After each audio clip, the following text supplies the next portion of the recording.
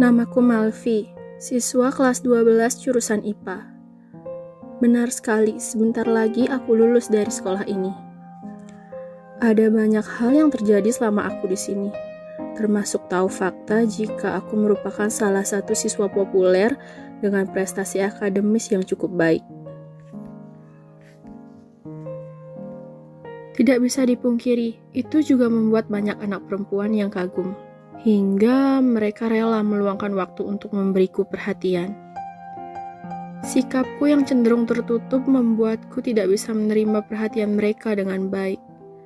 Sangat berbeda memang dengan temanku yang bernama Raffi. Tapi selama 3 tahun ini, sangat munafik jika aku mengatakan bila aku tidak menyukai seseorang. Seorang gadis dengan rambut lurus, berkacamata yang mengambil tempat duduk di depan, berhasil mengambil tempat duduk di hatiku juga. Namanya Fiora, kami satu kelas. Tapi bukan itu yang ingin kuceritakan. 3 minggu belakangan ini banyak siswa sedang membicarakan tentang anak perempuan yang menyukai kakak kelasnya selama 4 tahun. Jujur saja, aku tidak peduli, tapi ini melibatkan seorang gadis bernama Anna. Entah bagaimana ini bisa menyebar, tapi ini melibatkanku juga. Aku juga tahu satu fakta lagi.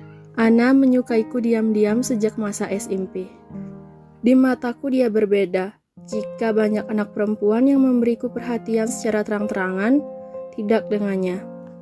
Sejak kami bertemu sebagai siswa baru dan anggota OSIS, dia bahkan tidak pernah bicara padaku. Selalu memasang wajah dingin kepadaku, tapi tidak pada teman-temanku. Tapi ketika dia tertangkap basah sedang diam-diam memperhatikanku, ketika mengobrol dengan teman-teman di depan kelas, matanya tidak bisa berbohong. Jujur saja ini sedikit mengganggu, terlebih lagi Fiora yang mendengar berita ini. Fiora memang mengatakan dia tidak masalah, tapi aku tahu jika ini membuatnya tidak nyaman. Katakan saja aku egois, tapi inilah kenyataannya. Aku bertekad untuk menyelesaikan ini secepatnya. Bel istirahat berdering. Kelas kami sedang ada praktek kimia, dan Raffi bertugas untuk membersihkan alat praktek sebelum keluar istirahat. Kubereskan alat tulis dan bersiap untuk keluar lab. Tapi bukan Raffi kalau dia tidak melakukan sesuatu dengan tenang. Tunggu Mal, cegah Raffi ketika aku berdiri. Kenapa lagi? Tanyaku. Melihat cengirannya saja sudah ada gelagat yang tidak mengenakan. Raffi menyuruhku untuk mendekat dengan tangannya. Gantiin dong, ucapnya.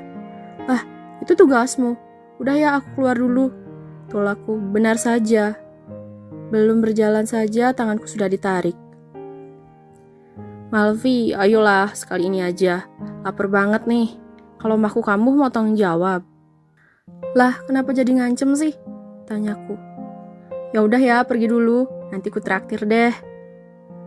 Belum ku jawab, Raffi sudah pergi. Dia bahkan sudah membawa alat tulisnya. Kebiasaan emang tuh anak. Mau tidak mau ku ambil tugas Raffi tadi. Dengan hati-hati ku taruh gelas ukur yang sudah ku bersihkan. Tinggal gelas beaker yang harus ku taruh di ruangan berbeda. Tok tok tok. Permisi. Suara sapaan dan ketukan pintu membuatku berjalan ke arah pintu lab. Matanya tampak sedikit terkejut melihatku menghampirinya. Sangat jelas terlihat jika dia berusaha bersikap biasa saja. Permisi Kak, saya diminta Pak Wawan memastikan Kak Raffi sudah selesai membersihkan alat praktek apa belum? Ucapnya. Tadi Raffi memintaku menggantikannya. Aku sudah selesai membersihkan alat praktek. Kamu bisa menyiapkan alat untuk kelasmu sekarang. Kataku membiarkan dia masuk. Tidak butuh waktu lama bagi Anna mengeluarkan alat praktek yang akan digunakan kelasnya. Dia masih sama, tidak bicara. Dia menghampiriku ketika semua alat sudah rapi di meja. Saya sudah selesai, Kak. Saya keluar dulu. Sebelum ia keluar, kulirik jam yang ada di tanganku. Jam istirahat masih berlangsung lama. Tunggu dulu. Dia menghentikan langkahnya yang sudah di ambang pintu. Membalikkan badan menatapku bingung. Ada apa, Kak? Bisa kita bicara sebentar? Hanya sebentar, ucapku. Aku yakin dalam hatinya dia menolak. Tapi dia mengangguk. Anna duduk di salah satu tempat duduk. Aku juga duduk di depan sisi kirinya dengan meja sebagai pembatas. Kulihat dia sedikit menunduk. Hanya kami berdua di lab ini. Dan ini sangat canggung. Kami sama-sama terdiam sebentar. Aku tidak tahu ini benar atau tidak. Dengan memulai pembicaraan seperti ini, tapi maaf, kataku. Perlahan ia mulai mengangkat kepala, berani menatapku hingga pandangan kami bertemu untuk pertama kalinya. Aku ingin meminta maaf padamu, karena sudah egois. Egois karena sebenarnya aku tahu kamu menyukaiku sejak lama. Pasti lelah untuk berpura-pura tidak peduli. Maafkan aku. Mendengar ucapanku, dia tampak tidak percaya, membuat suasana jadi hening kembali. Ana menghela nafas dalam, mengeratkan kedua tangannya di atas meja. Ini pasti tidak nyaman bagimu juga. Harus melihat orang yang kamu sayangi mendengar berita murahan seperti ini. Pasti sangat melelahkan untuk menaruh perasaan pada orang sepertiku, bukan? Ana mengangguk pelan.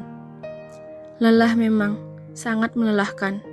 Membiarkan hati ini terus menyukaimu padahal aku tidak ingin. Aku tidak bisa mengontrol bagaimana perasaanku, bagaimana diriku bisa untuk tidak menganggapmu ada. Tapi aku berterima kasih.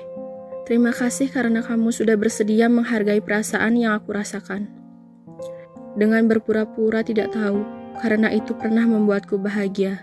Bersamaan dengan bunyi bel masuk kelas, Ana bangkit dari posisi duduknya, meninggalkanku yang masih duduk dengan melihatnya menjauh.